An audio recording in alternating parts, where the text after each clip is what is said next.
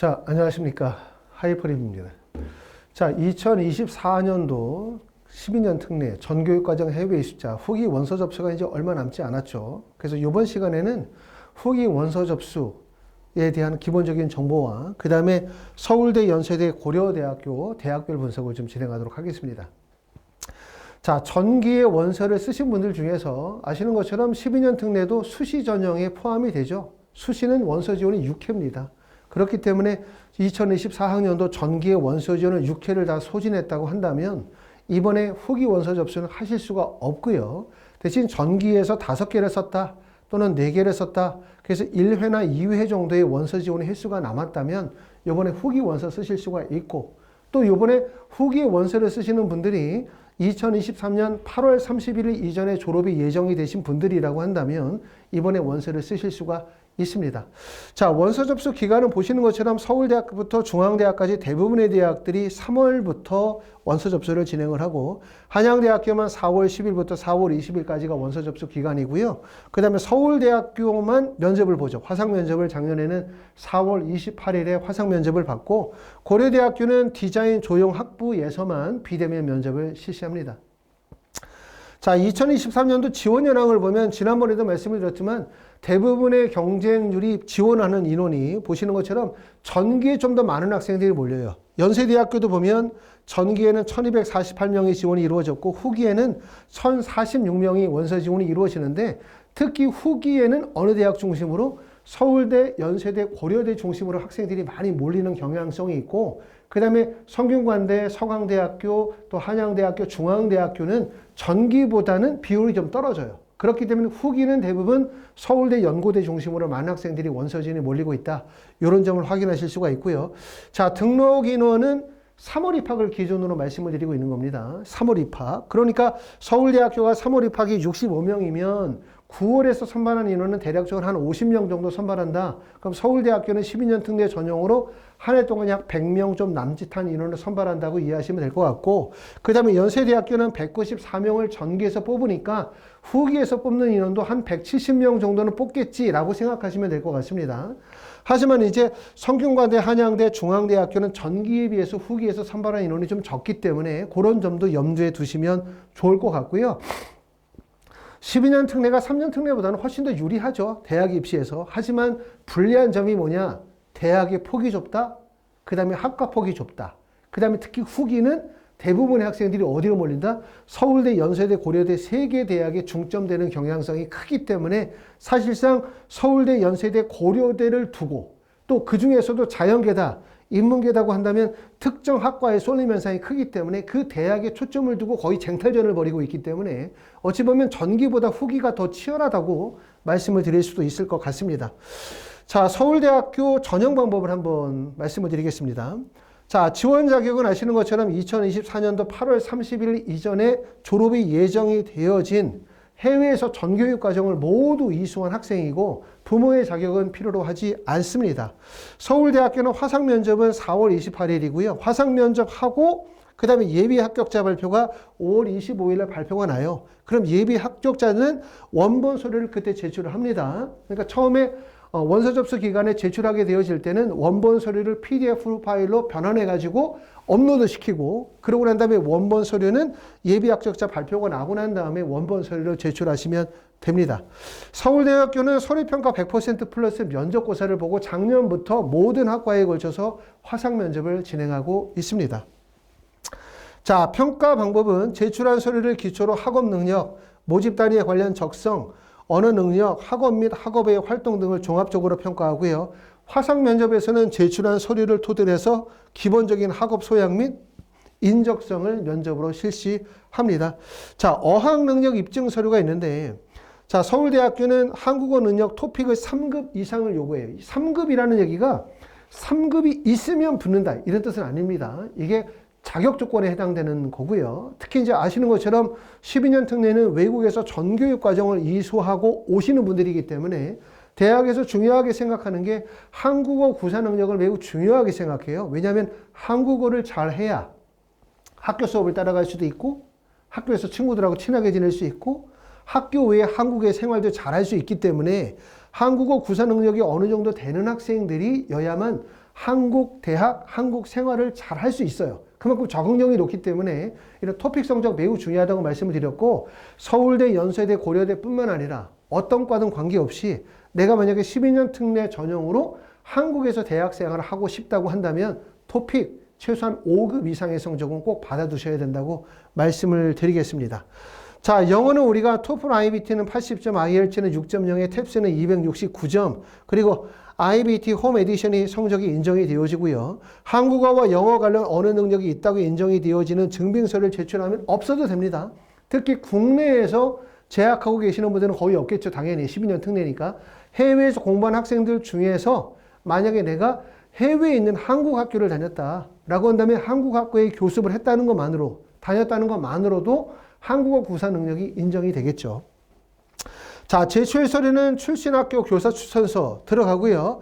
언어 능력 증빙 서류, 출입국 관한 사실 증명서, 표준학력 시험의 결과, 선택사항이고, 출신 고등학교 소개 자료, 스쿨 프로파일을 얘기하고 있고요. 전형 참고 자료, 그 다음에 사유서 및 증빙 서류고, 자기소개서 및 수학계획서는 작년부터 폐지가 되어졌습니다. 하지만 되게 중요한 게 뭐냐면 12년 특례는 뭐가 중요해? 이렇게 물어보면 결국은 적합성이라는 용어가 중요해요. 내가 지원한 대학과의 학업적 적합성, 내가 지원한 학과와의 학업적 적합성을 보여주는 게 매우 중요하다. 이 적합성을 뭐에서 보여줄 것이냐? 결국은 내가 가지고 있는 여러 가지 표준학력 지표에서 적합성을 보여줄 수 있고, 두 번째는 제출하는 서류들 중에서 기타 활동 증빙 목록표 작성 매우 중요해요. 여기 보면 전형 참고 자료라고 되어져 있는 거.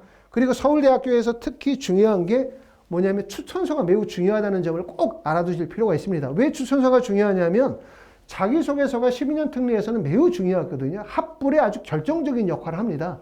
그런데 자기소개서가 폐지가 되어지면서 서울대학교의 추천서가 우리가 주목을 받고 있어요. 자, 보시면 하단에 나와 있는 내용은 자기소개서의 양식입니다. 그렇죠? 자기소개서는 원래 1번, 2번, 3번으로 구성이 되어져 있고, 주로 1번에 나타나와 있는 것은 뭐냐면 이런 내용이죠.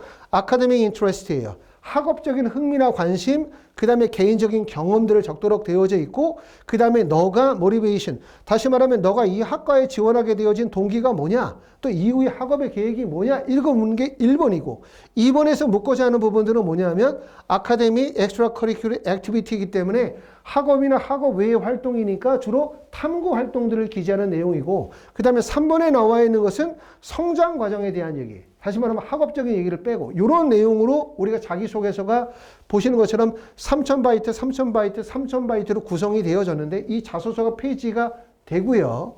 그 다음에 추천서가 어떻게 바뀌었냐면 온라인 추천서 접수 사이트를 통해서 교사 또는 진학담사가 직접 입력을 해요. 그런데 한국어 또는 영어로 작성할 수 있고 항목당 3000바이트 이내니까 약 한국어 글자는 1500자가 돼요. 1500자가 되면 보통 A4 용지 한 장 정도 분량이 1500자라고 보시면 되고, 결국 2개 항목으로 작성을 하게 됩니다.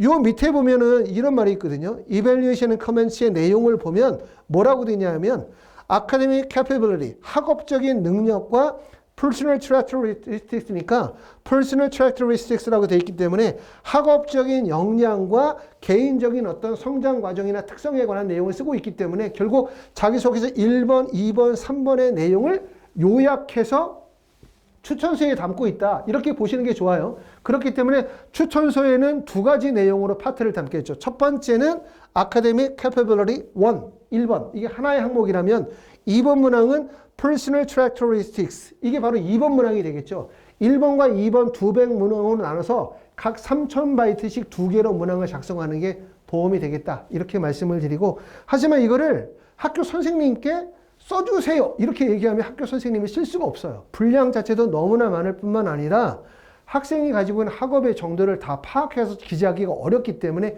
이런 점들이 매우 작성하기가 어렵다. 첫 번째는 그렇기 때문에 학생이 먼저 여기에 관련된 내용들을 잘 기술하고 난 다음에 그걸 선생님께 전달해 가지고 선생님 요거 좀 참고해 주세요 라고 해서 글을 쓰는 방법이 좋고, 자기소개서를 쓰실 때는 저희 하이퍼리뷰 홈페이지에 가면 자기소개서를 판매합니다. 서울대학교 자소서를 좀 보시면 기초적으로 어떻게 참고해서 쓰실 수 있을지도 참고하실 수가 있고, 또 만약에 이런 추천서에 대한 도움이 필요하시면 저희 하이퍼리뷰에서 이렇게 서울대학교 추천서에 대한 첨삭 과정도 진행하고 있습니다. 자, 연세대학교 보겠습니다. 자, 연세대학교 지원 자격은 서울대학교하고 당연히 동일하고요. 2024년 8월 31일까지 졸업해야만 원서 지원이 가능하고, 원서 지원에서 연세대학교하고 좀 다른 점은 연세대학교는 초, 중고 정교육과정 해외 이수자와 글로벌 인재 전형에 대한 중복 지원이 가능하다는 점, 이 점을 꼭 알아두시면 좋을 것 같고요. 원서 접수 일정은 3월 15일서부터 3월 22일이고 연세대학교는 면접을 보지 않습니다. 서류평가 100%로 보고요. 어학능력 입증 서류도 필요 없습니다. 단 어디만 필요하냐면 우리가 전기에 의예과나 치의학과나 간호학과나 약학과에 지원하는 경우에는 연세대학교 한국어학당 5급 이상을 수료하거나 토픽 5급 이상의 성적을 받아야만 제출이 가능하다는 점 참고하시기를 바라고, 9월 입학에 원서를 쓰시는 분들은 토픽 성적 필요 없어요. 하지만 말씀드렸던 것처럼 필요 없다는 게 있는 것과 동일하다는 뜻 아니고 12년 특례에서 상위권 대학 가려고 하면 토픽 성적은 정말 꼭 필요하다 말씀을 드렸습니다. 제출 서류에서는 지금 보시는 것처럼 똑같고 활동 증빙 서류 비교과 활동 기록표를 작성하는 게 매우 중요하다고 말씀을 드릴 수가 있어요. 이런 내용으로 되어져 있는데 연세대학교 비교과 항목은 3개로 구성이 되어져 있습니다. 첫 번째는 표준화 학력 자료 및 어학능력 입증 서류 1, 그 다음에 비교과 활동 2, 그 다음에 봉사활동 3, 이렇게 3개가 나와 있고 각 항목당 보통 연번이 5개 정도씩 기재할 수 있도록 되어져 있는데, 표준화 학력 자료 및 어학능력 증빙 서류는 보시는 것처럼 서류명, 시험일장, 발행기간만 쓰면 되기 때문에 기재하는데 별로 문제 없어요. 자, 비교과 활동에는 주로 어떤 내용을 쓰냐면 보시는 것처럼 교내에서 지원자가 참여한 탐구활동, 두 번째는 자치 자율활동, 진로활동, 진로탐색 활동을 기재할 수가 있습니다. 고교 재학기간 3년간 6건의 활동을 임용하실 수가 있고요. 비교과 활동 관련 내용은 항목별 50자 이내로 글자수를 기재할 수가 있고, 이거는 증빙서류가 꼭 있어야 되기 때문에 증빙서류를 꼭 준비해야 된다는 점, 증빙서류가 없으면 입증할 방법이 없어요. 그렇기 때문에 증빙서류 꼭 주성하고, 여기서 우리가 50자 이내로 글을 쓰게 되어지는데 이 부분은 우리가 잘 신경을 써야 되죠. 그럼 어떻게 이 50자 이내로 글을 쓰고 이 글의 내용에서 학생의 학과적 적합성이나 우수성을 어떻게 드러낼 것인가, 이게 중요한 스킬이라고 말씀을 드릴 수가 있습니다. 자, 봉사활동도 마찬가지로 이제 연번으로 5개 정도 쓸도록 되어 있는데, 본인이 소속된 고등학교에서 주관하여 재학 중 참여한 대표적인 봉사활동을 6개 이내로 기재할 수 있다. 봉사활동 관련 내용은 항목별로 30자 이내로 글을 쓸 수 있다. 이렇게 되어져 있습니다. 자, 보시는 것처럼 이제 대부분의 이런 그 표준학력 지표, 비교과 활동, 봉사활동의 핵심은 증빙 서류가 있어야 되기 때문에 반드시 증빙 서류를 준비하셔야만 이렇게 비교과 활동 기록표에 작성하실 수가 있고, 작성할 때의 목적은 이거죠. 나의 우수성이 무엇인지를 보여주는 거, 두 번째는 학과와 적합성이 무엇인지를 보여주는 게 핵심이기 때문에 여기에 맞게 글을 쓰셔야 될 것 같습니다. 자, 고려대학교 보겠습니다. 고려대학교도 지원 자격은 서울대나 연세대학교와 동일하고, 자, 8월 31일까지 졸업을 해야만 지원이 가능하고요. 전형 일정은 보시는 것처럼 입학 원서는 3월 13일에 쓰고 디자인 전형학부의 면접은 3월 28일에서 3월 30일입니다. 모든 전형은 서류평가 100%고요. 특히 이제 예능에서만 서류 70%의 면접 30%의 전형을 실시하고 있고, 평가 방법, 그 다음에 어학능력 입증 서류는 없습니다. 코로나가 닥치면서 대부분 코로나 시기에 대부분 어학능력 입증은 다 없어졌어요. 그렇죠? 하지만 없어졌다고 해서 중요하지 않다는 절대로 아니다. 특히 우리가 3년 특례보다 12년 특례에서 중요한 게 토픽 성적, 그 다음에 토플 성적이 꼭 중요하다는 점을 꼭 알아두셔야 되고, 준비가 아직 못하신 분들은 좀 짧은 기간에 준비할 수 있도록 방법을 찾아주셔야 될 것 같고, 현재 10학년, 11학년이신 분들은 말씀드렸던 것처럼 토픽, 토플, 다시 말하면 한국어와 영어 구사 능력은 우리가 12년 특례 전용으로 원서를 쓸 때는 필수사항이라고 말씀을 드릴 수 있기 때문에 철저하게 잘 준비하시는 게 좋을 것 같고요. 고려대학교도 활동 증빙 목록표가 있습니다. 이 작성이 정말 중요합니다. 아주 말씀을 드린 것처럼. 왜냐하면 자기소개서가 없어졌기 때문에, 그리고 12년 특례에서 제일 중요한 게 학과적 적합성이라는 게 중요하기 때문에 이만큼 이렇게 활동 증빙 목록을 작성하는 게 매우 중요한데, 고려대학교 활동 증빙 목록은 책의 10개 항목에 20페이지 분량으로 쓸 수가 있고요.